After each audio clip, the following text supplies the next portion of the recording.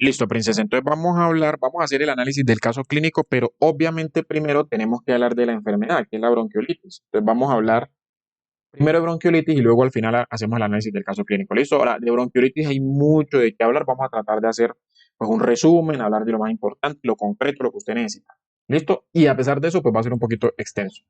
Bueno, entonces lo primero que vamos a hacer es definir cuando usted piensa en bronquiolitis, ¿qué piensa? Itis, inflamación y y bronquiolos, pues las vías aéreas distales. ¿Listo? Entonces bronquiolitis sería como una inflamación de los bronquiolos. Palabras más, palabras menos. ¿Listo? Digamos, hablando desde la parte de la raíz de la palabra, ¿cierto? Entonces, pero ¿cómo lo vamos a definir más técnicamente? Entonces vamos a decir que es una inflamación difusa y aguda. ¿Listo? De las vías aéreas inferiores. Cuando hablamos de vías aéreas inferiores, uno siempre piensa en que tráquea, bronquios y bronquiolos. En este caso estamos hablando específicamente de los bronquiolos. Eso incluyendo también pues, los bronquiolos terminales y los bronquiolos respiratorios, ¿no? Entonces, de naturaleza infecciosa. Cuando uno piensa en infección, uno piensa en qué? Virus, bacterias, parásitos, hongos. Bueno, principalmente pensamos en esas cuatro cosas. Pero aquí vamos a hablar de virus. O sea, cuando usted piensa en bronquiolitis, piensa en infección viral y que se expresa clínicamente por obstrucción de la vía aérea pequeña, o sea, de los bronquiolos. Esto como vamos a ver más adelante, o bueno, aquí mismo vamos a ver. ¿Por qué aquí mismo? Porque es que esta definición es bonita, chévere y tal, pero a mí en clínica no me sirve esta definición. Porque yo como lo voy a ver al paciente una inflamación difusa de los bronquios, o sea, yo no, de los bronquiolos, yo no voy a ver eso. Yo necesito una definición más clínica. Esa definición clínica tiene un problema porque digamos, hay mucha diferencia entre los autores en cuanto a la definición clínica. Nosotros vamos a tomar esta, que la toman la mayoría de los autores y que es completa, ¿sí? Pero usted se puede encontrar con otras. Pero pues más o menos va orientada, sino que cuando uno toma una definición u otra, eso hace que en cuanto a la epidemiología, pues hayan algunos cambios. Bueno, ahorita de pronto hablamos un poquitico de eso. Pero vamos a tomar, en concreto vamos a tomar esta definición que nos dice que el primer episodio de sibilancias asociado a evidencia clínica de infección viral en un niño menor de 2 años. Entonces, con esa definición, ya en la clínica sí me sirve cuando yo estoy frente al paciente. Entonces, de aquí yo puedo rescatar varias cosas. La primera cosa que voy a rescatar es niño menor de 2 años. Entonces usted piensa en bronquiolitis cuando tenga un paciente menor de 2 años y que tenga pues las características clínicas. ¿Listo? Paciente menor de 2 años. Primera cosa que no le puedo olvidar. Segunda cosa, primer episodio de sibilancia. Mire, la sibilancia pues usted sabe que es el sonido que se produce principalmente en la expiración. ¿Listo? Entonces, esa que es como un silbido, pues como un silbido. Es el silbido que uno escucha. Ahora, ¿qué pasa? Que usted, su paciente, puede o no tener sibilancia. O sea, su paciente con bronquiolitis puede o no tener sibilancia. No todos los pacientes con bronquiolitis la tienen. Pero cuando la tienen, y es el primer episodio, usted se orienta mucho a pensar que eso puede ser una bronquiolitis. ¿Por qué? Porque si la mamá le dice a usted que el paciente ya ha tenido 2 o 3 episodios, pues usted no piensa en bronquiolitis. Puede ser una bronquiolitis, pero usted no va a pensar en bronquiolitis, sino que va a pensar en asma. ¿Cierto? O sea, un episodio de sibilancias recurrentes. Entonces usted piensa en asma. ¿Listo? Y si es el primer episodio, pues usted piensa en bronquiolitis. Ahora, puede que sea el primer episodio y que sea el primer episodio de un asma. Esto también puede pasar. Pero digamos, lo que nosotros tratamos de hacer es ir juntando cositas para irnos llenando de valor para poder decir así, mi paciente lo que tiene es una bronquiolitis. ¿Listo? Entonces, esta cosita me suma. Si el paciente tiene sibilancia y es el primer episodio, me suma a orientarme a pensar que es eso. Y que está asociado a evidencia clínica de infección viral. Generalmente estos pacientes, como vamos a ver ahora, antes de que empiece la sibilancia, pues tienen un cuadro clínico pues, de rinorrea, malestar general, o sea, los síntomas clásicos de una infección viral del tracto respiratorio superior. Esto normal, como una gripa normal, lo que dice la gente, una gripa normal. Entonces, tuvo un paciente menor de 2 años con síntomas de gripa o infección respiratoria alta y sibilancia, usted bronquiolitis hasta que no se demuestre lo contrario. ¿Listo? O sea que esta definición clínica me sirve muchísimo. Bueno, ahora, en cuanto a la etiología, ya dijimos que la etiología es principalmente por virus. Entonces, en esta gráfica lo que vamos a ver, en este eje lo que estamos viendo es la frecuencia, o sea, la prevalencia. Acá vamos a ver la edad. Y esta es la edad del niño. Mire que aquí la edad va hasta los 2 años. ¿Por qué? Pues porque ya dijimos que vamos a pensar en esto en niños menores de 2 años. Y estas siglas que usted ve aquí son el nombre de los virus, nombre de virus. Y esta gráfica pues representa cómo se comportan esos virus. Entonces, mire, este señor que está aquí es la estrella de nuestra película, es la estrella. Este señor se llama virus sincitial respiratorio y es el principal causante de la bronquiolitis. Principal causante de la bronquiolitis. Y generalmente o de forma más importante en los pacientes menores de un año. Mire, cuando el paciente es menor de un año, la probabilidad de que su bronquiolitis sea por virus sincitial respiratorio es alta. Mire, puede llegar hasta el 80%. ¿Sí ve? Cuando ya, digamos, se va acercando a los 2 años, la probabilidad baja. Puede llegar hasta menos del 20%. Es decir, si yo tengo un paciente de 2 años con bronquiolitis, la probabilidad de que sea sincitial respiratorio es menor del 30%. ¿Sí? Listo, pero si el paciente es menor de un año, entonces yo pienso, no, lo más probable es que sea virus sincitial respiratorio. Ahora, otro virus importante es el rinovirus, este rinovirus. Que mire que este rinovirus, a diferencia de este, va aumentando a mayor edad, es mayor la probabilidad de que el rinovirus sea el causante. Mire que después del año ya se invierte la proporción. El sincitial respiratorio, digamos, sigue siendo importante, pero pues es menos que el rinovirus. Listo, después del año, principalmente el causante es el rinovirus. ¿Listo? Bueno, y aquí pues podemos ver los otros, el bocavirus, el metaneumovirus para influenza, este es adenovirus, este es el coronavirus, ahorita que estamos en época pues de, hablamos de coronavirus, pero aquí estamos hablando de los coronavirus humanos. Acuérdense que hay coronavirus humanos que están causando infecciones desde hace mucho tiempo. Listo, no estamos hablando pues del SARS-CoV-2, ni el CoV-1, ni el MERS, pues de estos graves, no estamos hablando de los coronavirus humanos, lo simple, pero bueno, no es una charla de coronavirus, solo para recalcarle ese tema ahí. Listo, y este es el de la influenza, el conocidísimo influenza. Pero mire que esto es la probabilidad, o sea, la probabilidad que pueden causar bronquiolitis, sí, pero la probabilidad es menor. Nuestra estrella es este señorito y en segundo lugar este otro señorito. ¿Listo? Bueno, ahora, además de que ya sabemos que eso es el causante, ellos son los causantes, pero bueno, entonces, ¿cuáles son los factores de riesgo? Es decir, los factores de riesgo son las cosas que me aumentan la probabilidad de sufrir, en este caso, pues bronquiolitis. ¿Listo? Entonces aquí tenemos nuestras dos estrellas, sincitial respiratorio y el rinovirus. Aquí tenemos que hay factores de riesgo genéticos, hay un componente genético. Listo, hay polimorfismos en diversos genes. Aquí, ¿por qué está esto así? O sea, ¿por qué viene acá esto como acá arriba una cosa y acá otra cosa? Porque se ha visto que hay variaciones en los factores de riesgo, también hay variaciones en cuanto a la fisiología, en cuanto a los síntomas, en cuanto a fisiopatología, en cuanto a los síntomas y el tratamiento, cuando hablamos de virus sincitial respiratorio y rinovirus. E incluso el virus sincitial respiratorio tiene dos tipos y esos tipos tienen más subtipos. Entonces, dentro de los tipos y subtipos también pueden haber ciertas variaciones. ¿Listo? Pero pues no nos vamos a meter en esos detalles porque eso sería otra charla. O sea, esto sería un tema de una charla. ¿Listo? De una clase. No nos vamos a meter en eso. Solamente vamos a hablar pues aquí de unas generalidades. Entonces decimos que hay alteraciones genéticas que me favorecen la probabilidad de infectarme, pues, de que me dé bronquiolitis, y hay unas que me favorecen más la infección por el sincitial y otras que me favorecen más la infección por el rinovirus. Entonces, entre estas tenemos los polimorfismos en genes que son comunes al asma, es decir, que también son genes que, digamos, que aumentan la probabilidad de sufrir asma. ¿Listo? No están aquí en esta gráfica pues porque son varios, están los genes de la caderina, los genes de la proteína del surfactante. Acuérdense que el surfactante, que es ese líquido que está en el pulmón, tiene unas proteínas también, las SP. Bueno, digamos, son diversos genes. ¿Listo? Cuando hay polimorfismo en esos genes me pueden aumentar el riesgo pues, de infección. Y en el caso del rinovirus, hay un locus importante que es el 17q21. Ese locus, ¿por qué es tan importante? Porque es la principal variante de riesgo para asma.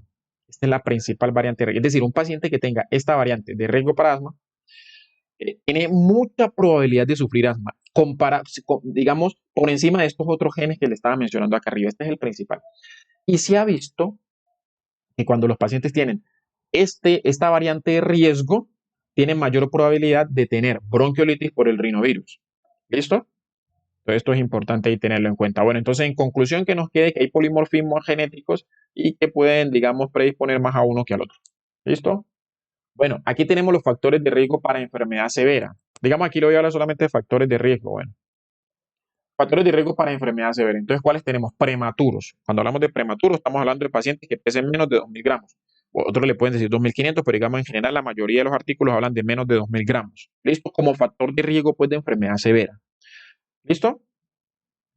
Digamos, pacientes menores de 6 meses. Pacientes menores de 6 meses y son menores de 2 meses, la probabilidad de enfermedad severa es mucho mayor. ¿Por qué? Porque estos pacientes pues tienen unas condiciones que los predisponen a sufrir ciertas enfermedades. Por ejemplo, una de esas condiciones es que tienen, por centímetro cuadrado, tienen mayor células caliciformes. Y las células caliciformes son las células productoras de moco. Y ahora vamos a ver que un factor importante en la fisiopatología de esta enfermedad es la producción del moco. ¿Listo? Entonces esto es un factor de riesgo. La edad menor de 6 meses y si es menor de 2 meses, pues peor. Que tenga enfermedades crónicas. Cuando hablamos de enfermedades crónicas, estamos hablando de enfermedades crónicas pues, del niño, ¿no? Generalmente son enfermedades congénitas. Por ejemplo, enfermedades congénitas pulmonares, como la displasia broncopulmonar, como la bronquiectasia, o enfermedades que afecten el pulmón, como la fibrosis quística, que no es en sí una enfermedad como tal, pues digamos pulmonar, pero afecta mucho el pulmón. Esto es una enfermedad que afecta el pulmón. O sea, podríamos decir que es una enfermedad pulmonar. ¿Listo? La fibrosis quística. También tenemos enfermedades cardiovasculares como las cardiopatías congénitas, enfermedades neurológicas como la anencefalia, tenemos la espina bífida, bueno, el síndrome de Down también. Digamos, hay muchas enfermedades pues, que me aumentan el riesgo eh, de tener enfermedad severa. La exposición al cigarrillo. Aquí hay otra cosa que no mencionan, pero también es la desnutrición. La exposición al cigarrillo. Pacientes que vivan en casas donde las mamás fumen, donde los papás fumen o un familiar fume. Por eso es tan importante por eso aquí es tan importante recomendarle a los papás que no fumen. Y si fuman, que fumen fuera de la casa. O sea, que no fumen en casa donde están los niños. ¿Listo? Bueno, estos factores me favorecen más la infección por el sincitial respiratorio. Y acá tenemos otros factores que me favorecen más la infección por el rinovirus. Pero digamos que todo esto me van a favorecer pues la infección severa, la bronquiolitis severa, digámoslo así, la enfermedad severa. Entonces, acá que tenemos, pues digamos daño en la barrera epitelial, en el epitelio pues que cubre el aparato respiratorio, sensibilización temprana o exposición a alergenos. Este señor está muy relacionado con la respuesta TH2. La TH2, ¿se acuerda cuando hablábamos en inmunología por allá? Que hablamos de que hay unos TH1, TH2 y que los TH2 por allá participan más en las reacciones alérgicas. Ah, bueno, este señor está más relacionado con ese tema de las reacciones alérgicas. ¿Listo? Bueno, y acá tenemos pues otros factores de riesgo, que son factores de riesgo no para enfermedad severa, sino para infectarse, pues para tener bronquiolitis, digamos, que cuando los niños empiezan a ir a guarderías, pues porque están en contacto con otros niños mayores que pueden tener el virus, o hay otros niños, los niños mayores pueden tener el virus sin tener manifestaciones clínicas, digámoslo así, pero pueden contagiarle el virus pues, a los niños menores. Los niños que tienen a los niños menores de 2 años, los hermanos mayores, digamos esto de los hermanos mayores, los artículos o los autores lo que refieren es cuando duermen juntos, digamos esto aumenta mucho la probabilidad pues de sufrir pues bronquiolitis. La no lactancia materna es un factor de riesgo re importante, por eso hay que promover muchísimo la lactancia materna. O sea, la lactancia materna es una cosa, pues, bueno, usted ya sabe, maravillosa. El sexo masculino, esto no se sabe por qué, pues cuando hay epidemias, es un factor importante cuando hay epidemias o las épocas lluviosas también aumentan mucho el riesgo por eso hay que tener en cuenta, de acuerdo a la zona donde uno viva, digamos cuando es la época de lluvia y asimismo pues eso le aumenta el riesgo de bronquiolitis. Estrato bajo, hacinamiento y vivir en medio urbano, eso también pues nos aumenta el riesgo de bronquiolitis, aunque esto digamos, bueno, sobre esto hay muchas cosas que podríamos hablar, pero digamos no es el tema de entrarnos tanto en eso. Listo, porque otros autores dicen, no es que aumente el riesgo, pero si usted le da la enfermedad, pues tiene mayor probabilidad de que la enfermedad sea más grave o que se pueda convertir en una enfermedad severa y demás. ¿Listo? Cuando, por ejemplo, las personas que vienen en estrato bajo del hacinamiento, pues por el contagio. Y el medio urbano también por el contagio, porque va a estar más expuesto, digamos, a estos virus. ¿Listo? Esa es la cuestión. Entonces, esos son los factores de riesgo para enfermedad y estos son los factores de riesgo para enfermedad severa. ¿Listo? Re importante y re importante tenerlo en cuenta porque lo que le digo, uno se va llenando de motivos, uno se va llenando de motivos con todas estas cosas, para ir sumando, para hacer el diagnóstico y para sospechar cuando el paciente lo tengo que hospitalizar y cuando el paciente probablemente tenga riesgo de que lo vaya a tener que ingresar a UCI. ¿Listo? Entonces yo tengo que tener en cuenta todos estos parámetros. Esto me va alertando. Yo tengo un paciente, digamos, que tenga una enfermedad crónica, que tenga una cardiopatía congénita, que tenga, digamos, fibrosis quística y me llega con signos de bronquiolitis, yo prendo las alarmas, porque puede ser que ese paciente me vaya a complicar y puede ser que el paciente vaya a requerir UCI. ¿Listo? Bueno, en cuanto a la epidemiología, le quise traer estas gráficas, no me voy a detener mucho aquí porque pues no le interesa a usted tanto aquí para el tema. Digamos en la prevalencia, pues digamos la prevalencia en los pacientes de 1 año, menores de 1 año, pues la prevalencia varía entre 18 a 32%. ¿Esto es por qué? Pues por lo que le decía del tema de cómo definamos la bronquiolitis. Y en los pacientes entre el primero y el segundo año, o sea, que tengan más de 1 año, más de 12 meses, pues, hasta los 24 meses, la prevalencia disminuye del 9 a 17%. Pero también mire que hay un rango amplio aquí, es por lo mismo, por el tema, pues, de la definición que le decía. Bueno, esto no es tan importante. Aquí, se lo voy a decir rapidísimo, se lo voy a decir rápido. Esto, aquí lo que le quería mostrar es cómo esto digamos, es un reporte del Instituto Nacional de Salud, en el cual ellos reciben muestras año a año de muestras de pacientes con infección respiratoria aguda y pues hacen pruebas para detectar si el paciente, pues, si hay infección por el virus sincitial respiratorio. Aquí es solo virus sincitial respiratorio. Entonces, ¿qué es lo que vemos aquí? Que la identificación de virus sincitial respiratorio ha venido aumentando año a año. En el 2012, mire, era 225, aquí 548, aquí tal. Aquí hay como 6.000 muestras. Realmente, del 2012 al 2016 se recibieron como 39.000 muestras. Y de esas 39.000 muestras, 21.000 eran de pacientes menores de 5 años. Y esta gráfica son los que salieron positivos para el sincitial respiratorio en esos menores de 5 años, que salieron como 6.000. Si usted hace esta suma, esto le da como 6.800, una cosa así. ¿Sí ve? De 21.000, en 6.800. Entonces, pero lo que le quiero recalcar aquí es que mire cómo ha venido aumentando año a año. Pero mire que acá, en el 2016, es menor que en el 2015. A pesar de que en el 2016 la cantidad de muestras que llegaron fueron mayores. ¿Listo? Aquí llegaron más muestras. Año a año, digamos, iban llegando mayores muestras. Estas muestras son de todo el país. Estas muestras son de todos los departamentos del país. No estamos hablando de Colombia. ¿Listo? Pero a pesar de que en el 2016 se recibieron más muestras, la incidencia fue menor que en 2015. O sea que en 2015 algo pasó que llevó a que esto se aumentara tanto. De pronto hubo mucha lluvia, de pronto hubo una epidemia, bueno, alguna cosa pasó que hizo que esto aumentara tanto. ¿Sí ve? Porque esta curva debería venir aquí así llegar aquí, aquí por aquí y luego aquí. Debería haber sido así. Pero bueno. Y acá lo que vemos es mes a mes. ¿Por qué le puse esta mes a mes? Pues para que veamos el tema que decíamos pues, de que aumenta la incidencia pues, en épocas lluviosas y tal. Si usted mira esta gráfica, usted ve que en casi todos los años, bueno, excepto en el 2012, que en el 2012 se mantuvo casi que, bueno, casi que igual en todos los meses, pero mire que de todas maneras usted ve que en los primeros meses del año es más altica y luego en agosto ya disminuye. Si vemos el 2013, usted ve que viene enero y febrero y en marzo ya comienza a subir y luego en julio y agosto ya disminuye. Si ve 2014 pasa lo mismo. Los primeros meses del año aumenta y después comienza a disminuir.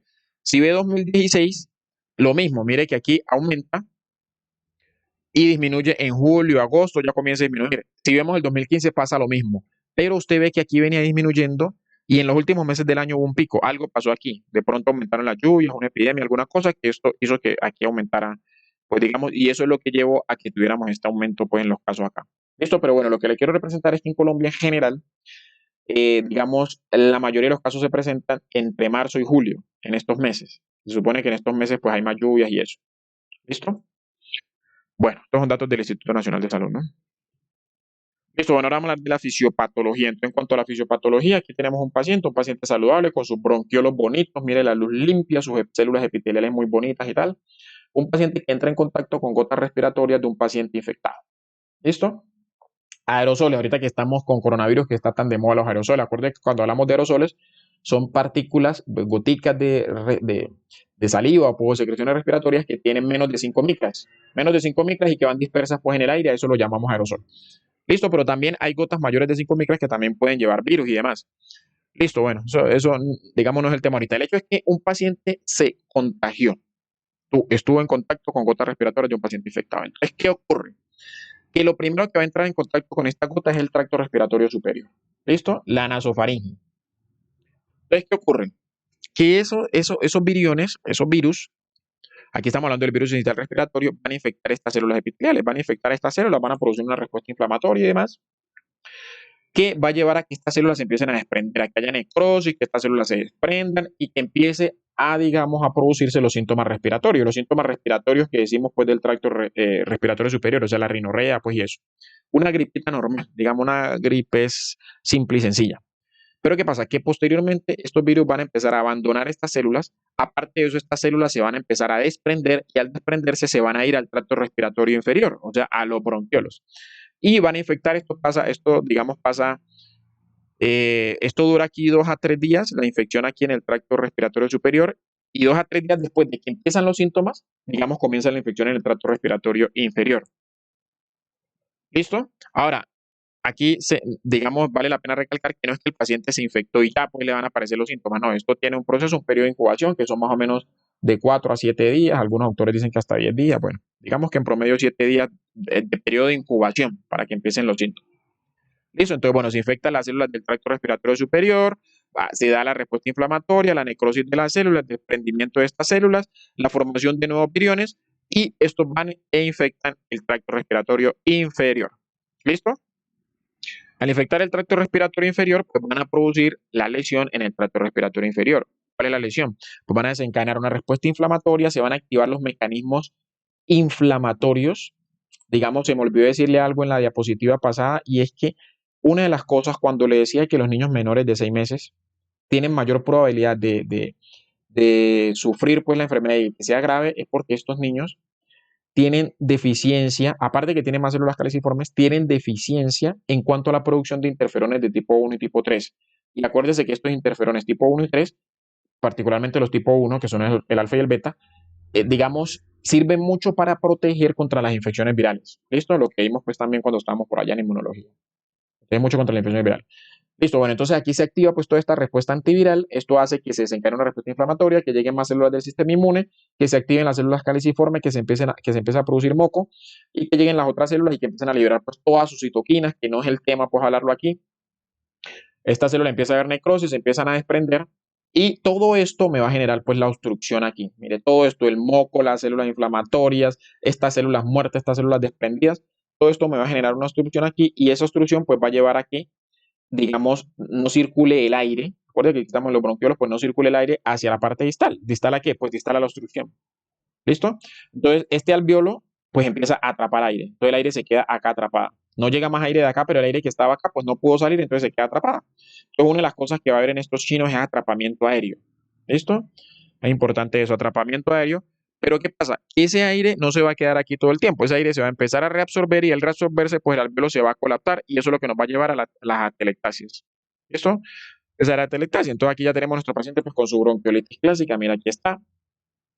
Paciente hospitalizado con bronquiolitis, se estrecha pues, los bronquiolos se van estrechando pues por toda la inflamación que hay, toda la inflamación peribronquial que hay, o peribronquiolar, digámoslo aquí, por la obstrucción que hay, por todo lo que se está depositando aquí en la luz, los detritus, proteínas como la fibrina, las células muertas, las células inflamatorias, bueno, todo eso, y el edema pues peribronquial que hay aquí, que empieza a comprimir a los bronquiolos.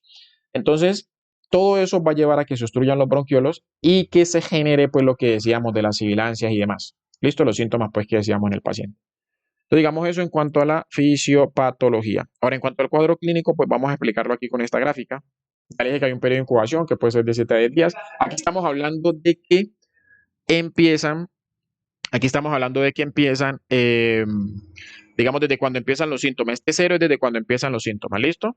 Entonces empiezan los síntomas y los síntomas que van a aparecer primero son los síntomas del tracto respiratorio superior, lo que decíamos, la rinorrea cristalina. El paciente puede tener o no fiebre y puede tener pues malestar general pues y demás, ¿listo? Entonces empieza la rinorrea, eso le va a durar 2 a 4 días y ya después de los 2, 3, 4 días ya empiezan a aparecer los otros síntomas de tracto respiratorio inferior, como son la tos persistente, que es un síntoma muy característico.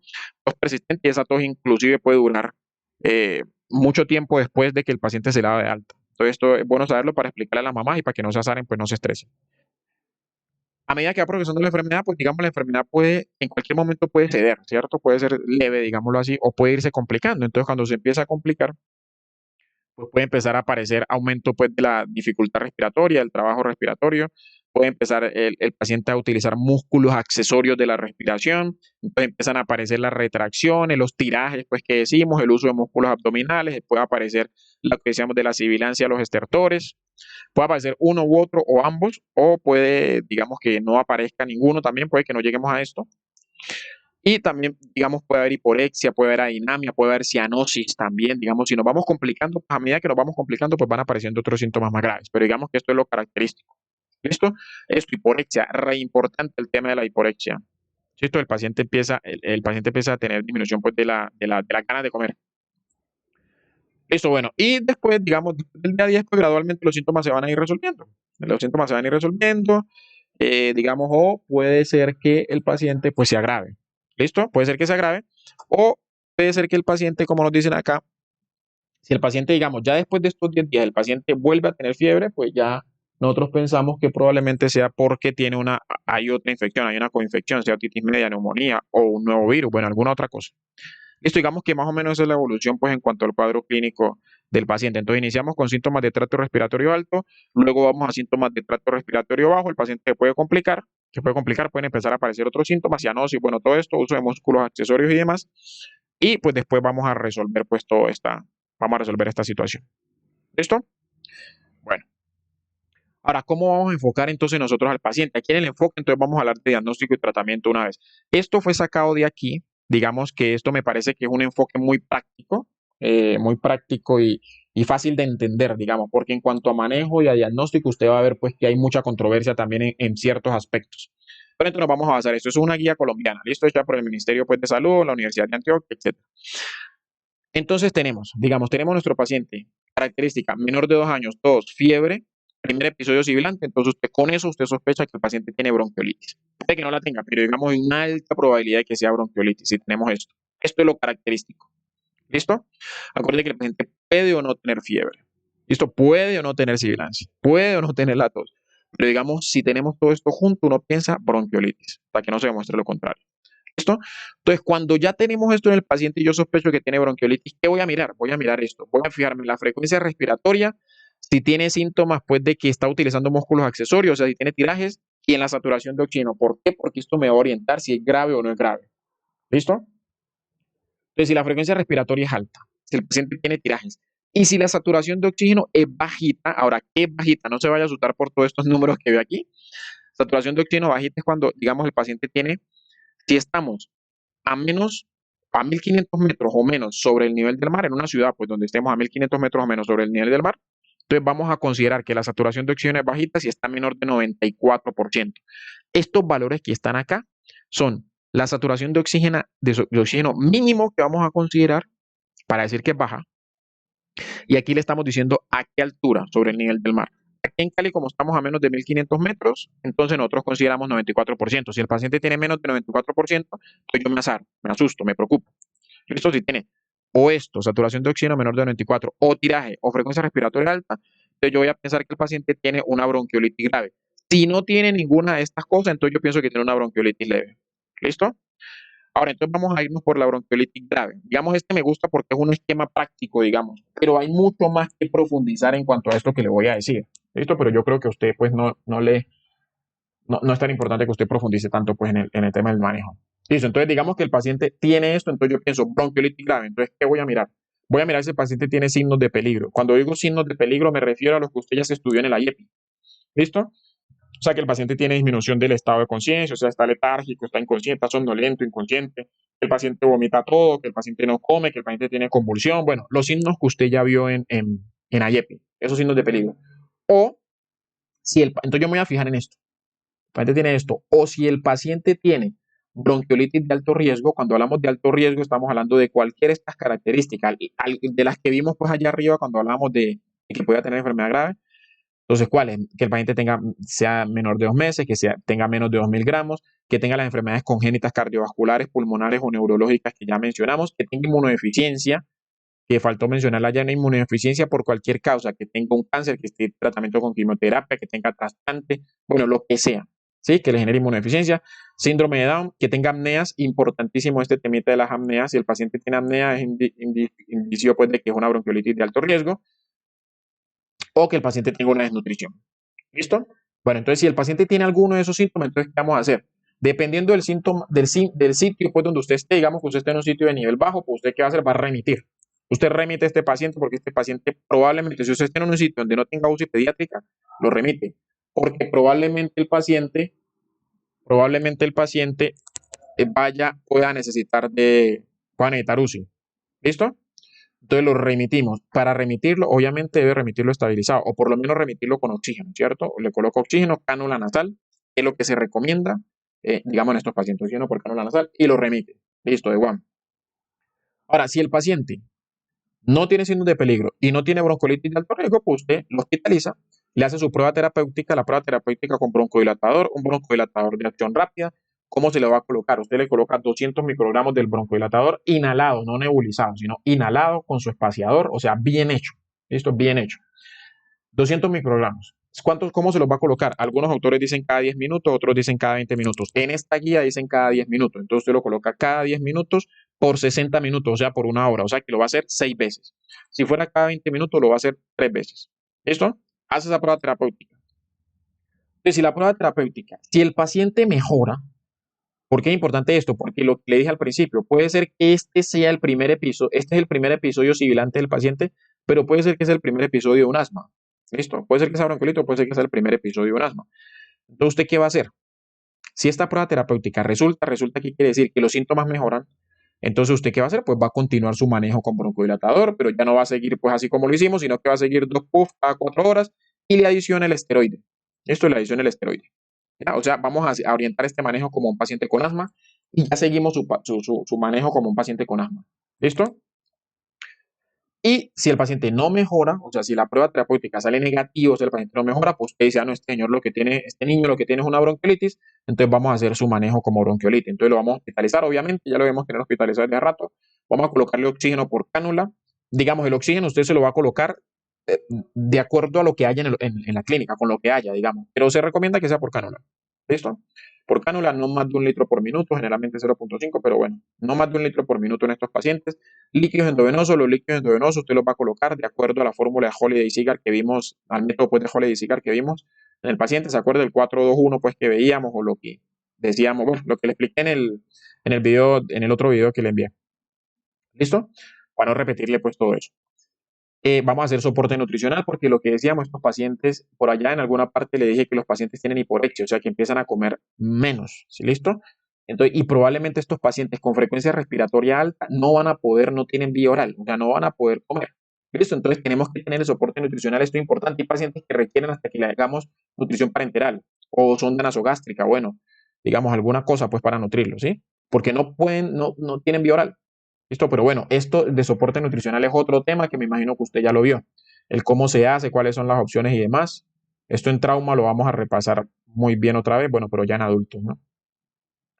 Listo, bueno, entonces hacemos eso. Este es el soporte del manejo de un paciente con bronquiolitis. Esto es el manejo. Oxígeno, líquidos endovenosos y soporte nutricional. Eso es. A un paciente cuando usted ya le diagnostica bronquiolitis, no se recomienda ni broncodilatador. Hay mucha controversia, ¿no? Hay artículos que le van a decir el tema de que los broncodilatadores, el broncodilatador lo usamos para hacer la prueba terapéutica y para continuar esto por acá. Pero si la prueba terapéutica sale negativa, ya no le damos más broncodilatador, no le vamos a colocar adrenalina, porque usted va a encontrar algunos, digamos, artículos que hablan de la adrenalina y tal. No se recomienda, digamos, en esta guía, por lo menos esta guía colombiana, no recomiendan utilizar la adrenalina. Hay mucha controversia en cuanto a eso. No se recomienda utilizar, digamos, antivirales, que también hay controversia con eso. No se recomienda hacer nebulizaciones con solución salina hipertónica, también hay controversia con eso. O sea, usted puede encontrar otros autores que le van a decir, sí, las nebulizaciones se hacen porque mejora, disminuye pues la estancia hospitalaria un poquito, bueno, en fin. Hay mucha controversia en contra de eso, pero digamos lo que se recomienda pues aquí es esto. Hospitalizar, oxígeno por cánula, líquidos endovenosos con Holiday-Sigar, soporte nutricional, estar pendiente de la nutrición del paciente. Ya, con esto el paciente se le va a recuperar. ¿Listo? Estos paraclínicos que están aquí, digamos estos paraclínicos, usted no los va a pedir de rutina, los va a pedir ya cuando llegamos a este punto. Los va a pedir porque esto no le va a hacer diagnóstico a usted de bronquiolitis, esto le va a ayudar, digamos, a descartar otras cosas, pero esto no le hace diagnóstico de bronquiolitis. Radiografía de tórax. Ahora, en un paciente con bronquiolitis, ¿usted qué va a encontrar en la radiografía de tórax? ¿Qué encuentra? Pues va a encontrar un edema peribronquial, va a encontrar infiltrados, pues, infiltrados, va a encontrar, digamos, puede encontrar signos de atrapamiento aéreo, porque se acuerda que por allá le decía que había atrapamiento aéreo, ¿listo? Pero digamos, si usted encuentra una consolidación, alguna cosa que le puede indicar neumonía, por ejemplo, digamos, esto le sirve como para hacer el diagnóstico diferencial. No pedir de rutina radiografía de tórax a un paciente que usted le sospeche bronquiolitis. No pedir de rutina, vamos a pedirla cuando lleguemos a este punto. El hemograma, pues en el hemograma vamos a encontrar eh, los leucocitos pueden estar normales, digamos, en una enfermedad infecciosa lo que uno busca realmente es la leucocitosis, pero estos señores pueden tener los leucocitos normales. ¿Listo? Puede haber linfocitosis, puede haber leucocitosis, pero no va a ser muy alta. Bueno, generalmente si es muy alta y si hay una linfocitosis muy alta o una neutrofilia, bueno, alguna cosa, pues uno piensa que tiene una infección bacteriana, bueno, vámonos en general. Y esto es la PCR. Aquí cuando hablo de PCR no me refiero a reacción en cadena de las polimerasas, sino a proteína C reactiva, ¿no? O la velocidad de sedimentación globular, que son indicadores de infección. ¿Listo? De la fase aguda, pues. Bueno, digamos eso en cuanto al paciente con bronquiolitis grave. Entonces, este esquema es importante que lo tenga usted claro, que tenga usted ese esquema mental, porque así usted orienta cuando tenga un paciente con bronquiolitis, usted lo orienta. Este esquema me parece muy, muy chévere, digámoslo así. Ahora, si el paciente no tiene nada de esto, o sea, usted tiene sus síntomas, estos síntomas tienen menos de 2 años, tiene su tosecita, puede o no tener fiebre, tiene su sibilancia, y usted dice, primer episodio sibilante, pero el paciente la frecuencia respiratoria está normal, de acuerdo a la edad, ¿no? no tiene tirajes y la saturación de oxígeno está mayor de 94% aquí en Cali, usted dice, no, este señor no tiene mucho problema, tiene una bronquiolitis leve, entonces yo lo que voy a hacer que es mandarlo para la casa, ambulatorio, eso sí, con todas las recomendaciones. Usted le tiene que recomendar mucho a mamá que si el chino empieza a tener dificultad respiratoria, es decir, pues alguna de estas cosas que estamos diciendo, que la frecuencia respiratoria se aumenta, que ve que se le empieza a hundir, que el abdomen y el tórax no van, hay una discordancia pues cuando el niño está respirando y tal, o que le escucha algún ruido, bueno, usted le da todas las indicaciones a la mamá, le dice los signos de peligro, todos, o sea, usted lee todas las indicaciones para mandarlo para la casa. ¿Listo? Le explique el tema de la alimentación, la importancia de la alimentación, la importancia de la hidratación. Acuerde que los pacientes con fiebre pues se deshidratan, se pueden deshidratar más fácil y tal. Entonces usted le tiene que, lo manda para la casa, pero con, mejor dicho, con todas las recomendaciones había y por haber, le da a la mamá todos los signos de alarma y demás, para que vuelva. Si el niño no le pasa nada con todas las recomendaciones que usted le dio, no le aparece nada, usted le dice a la mamá, bueno, entonces lo trae en 72 horas. En 72 horas, esté bien o esté mal, haya pasado alguna de las cosas, si pasa alguna de las cosas que le dije, los signos de peligro de alguna de estas cosas, tiene que venirse de inmediato. Si no, lo trae en 72 horas. Y en 72 horas, pues usted evalúa. ¿Qué va a evaluar? Pues lo mismo, le hace su historia clínica completa, le hace su examen físico completo. Y si usted ve que el chino tiene fiebre alta, tiraje o saturación bajita, pues ¿qué va a hacer? Pues va a decir que el chino tiene una bronquiolitis grave y pues sigue el esquema que ya dijimos acá. Y si no tiene nada de esto, pues entonces tiene una bronquiolitis leve, efectivamente, y le da alta y lo manda para la casa con sus recomendaciones. ¿Listo? Digamos, usted se aprende este esquema mental y es practica y y es muy chévere, digamos, para manejar, para enfocar al paciente. ¿Listo? No lo va a mandar, una cosa que usted se va a encontrar aquí es que la mamá le va a decir que le mande alguna cosa. O sea, la mamá quiere acuerde que la mamá siempre quiere que le mande alguna cosa. Usted no le va a mandar nada, solo acetaminofén para la fiebre.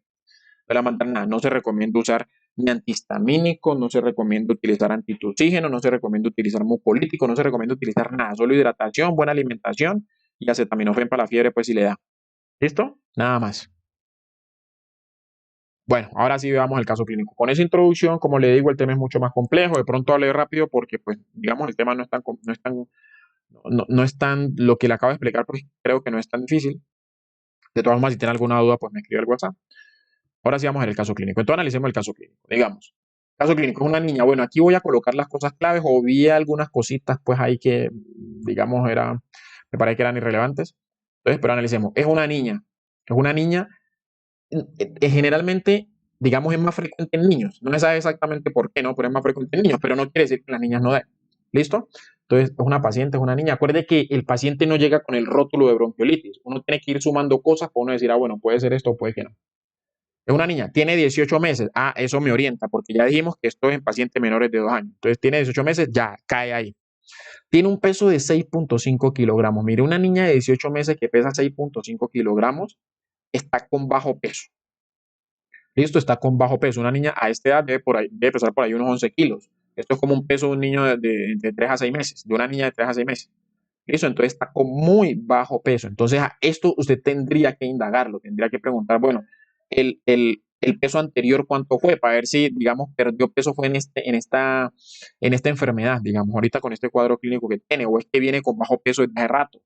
¿Sí? Si es que nació con bajo peso y ha seguido con bajo peso, o sea, hay que estudiar este tema del bajo peso. Pero de todas formas, esto me hace pensar que la paciente puede tener una desnutrición.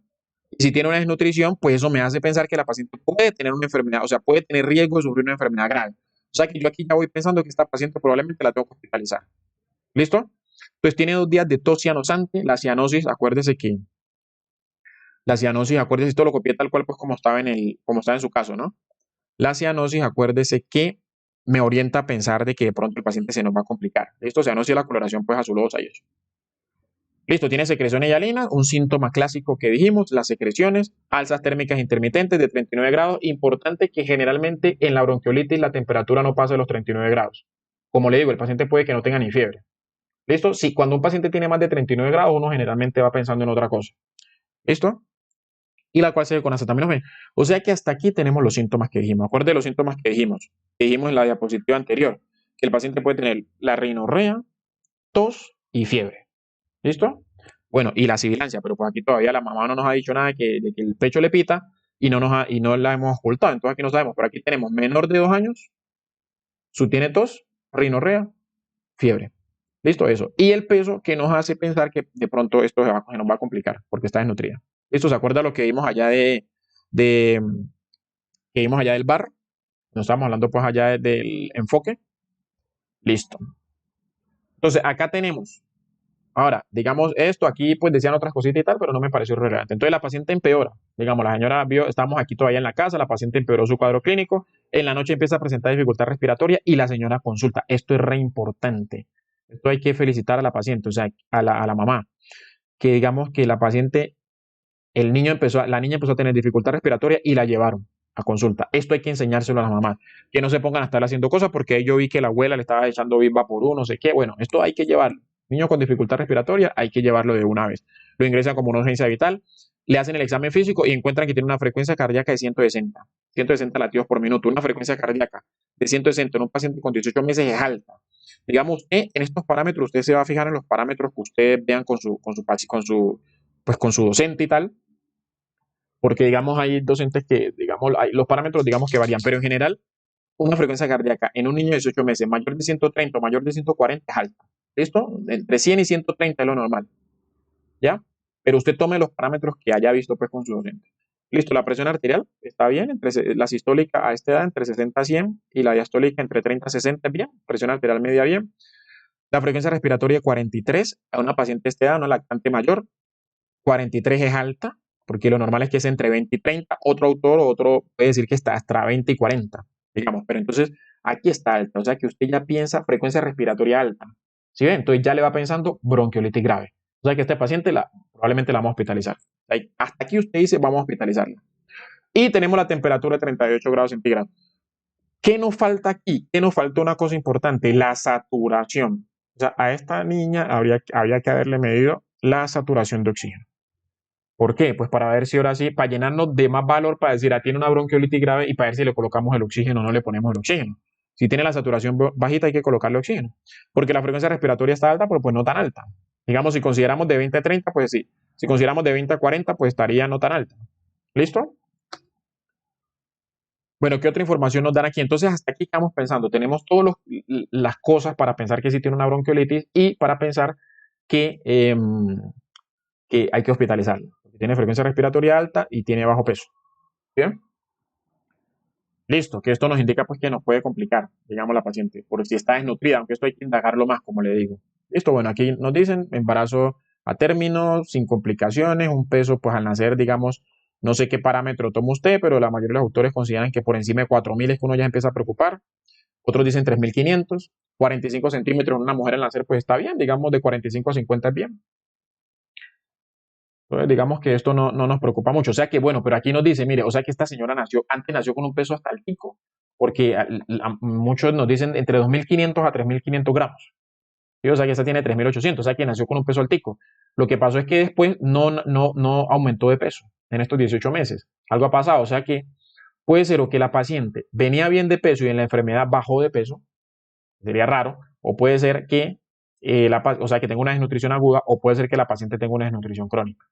No sabemos, pero si tiene vacunación completa, pues esto indica que es una paciente, uno pensaría que es una paciente juiciosa, o sea, que por lo menos lleva al niño a control, o sea, que la mamá es juiciosa, porque tiene su vacunación completa, o sea, que está yendo a control, entonces que probablemente si fuera una desnutrición crónica en el control prenatal, en el control pues, de crecimiento y desarrollo, le habrían detectado y le habrían dado manejo a eso. ¿Listo? Entonces puede ser también que sea una desnutrición aguda. Y si es aguda la desnutrición, o sea, si es por este cuadro clínico, pues es peor todavía.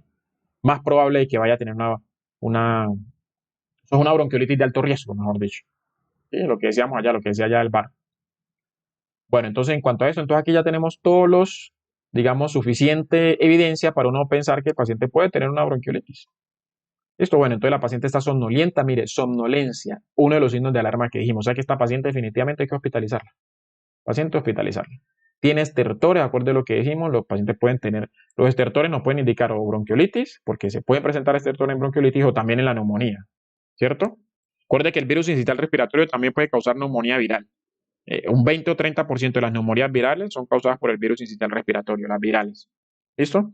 Bueno, y tiene la sibilancia, que es los caracteres. Ya con esto, entonces ya tenemos los síntomas que decíamos acá, las secreciones, los síntomas del tracto respiratorio superior, tenemos la tos, tenemos la fiebre, tenemos la sibilancia. Aquí hubiera sido importante preguntarle a la mamá si este es el primer episodio, o sea, si ella no le había pasado esto antes. Porque si este es el primer episodio, entonces yo me oriento a pensar a que la paciente em, tiene, pues tiene bronquiolitis, o si es el segundo o tercero, pues puede ser asma. Y mire, no recibe lactancia materna. No recibe lactancia. Entonces aquí me queda la duda si es que no recibe lactancia materna en este momento, o sea, si la paciente no come, o si es que no le dan lactancia materna. Yo creo que se refieren a que no recibe lactancia en ese momento. O sea que esta china hay que hospitalizarla. Esta china hay que hospitalizarla. Y si estamos en un sitio de bajo nivel, hay que remitirla. O sea, ahí el paso sería remitirla, colocarle oxígeno, bueno, hacerle la saturación de oxígeno, ver si la saturación de oxígeno está bajita, que es lo más probable, colocarle oxígeno y remitirla. ¿Listo? Estabilizarla, pues colocarle oxígeno, líquidos también y remitirla. ¿Listo? Bueno, entonces, ¿qué hicieron aquí? Le pusieron oxígeno, efectivamente, Venturi, digamos lo que le decía, pues lo que se recomienda es que se puede colocar con calor nasal, pero bueno, oxígeno, está bien, colocarle oxígeno como haya, pues es mejor así, digámoslo así. Pero si tenemos cánula nasal, se lo podíamos haber puesto con cánula, ¿listo? Pero importante, que tiene que recalcar usted cuando haga su discusión del caso, faltó la saturación de oxígeno. La saturación de oxígeno aquí era importante y entre otras cosas, pues para ver si el oxígeno mejora la saturación, o sea, hay que tener la saturación antes de iniciar el oxígeno. ¿Sí? Para ver si es necesario y para ver si mejora. Colocarle líquidos endovenosos, ya usted sabe lo que vimos, la regla 421. Mire que aquí le están colocando 40 cc por hora. Si usted se acuerda de lo que le expliqué la otra vez, la 421 decíamos que hasta los 10 kilos colocamos 4 cc por cada kilo. O sea que si la paciente pesase 10 kilos, le colocaríamos los 40 cc por hora. ¿Sí? ¿Se acuerda que son 4 cc por hora en los primeros 10 kilos, 2 cc en los segundos 10 kilos? Y de 20 kilos para arriba, 1 cc por hora. ¿Sí? Aquí le están colocando 40 cc, o sea, como si la paciente pesara 10 kilos. ¿Qué pasa aquí? Que generalmente uno cuando hace este cálculo, uno no lo hace con el peso que tiene el paciente en el momento, sino con el, pues si está bajo de peso, uno no lo hace con este peso, sino con el peso ideal. ¿Listo? Con el peso del paciente. Una cosa que usted debe tener en cuenta, que también la debe hablar cuando haga su discusión, es que estos pacientes, cuando uno le hace el cálculo de los líquidos, generalmente eh, uno no le pone lo que le dé el total, sino que le pone el 80% de lo que le dé. ¿Se acuerda cuando hablamos en uno de esos casos que usted me envió que decían que le ponían el 50% de los líquidos, que tenía restricción hídrica y tal, entonces que hay que ponerle solo el 50% de las necesidades basales?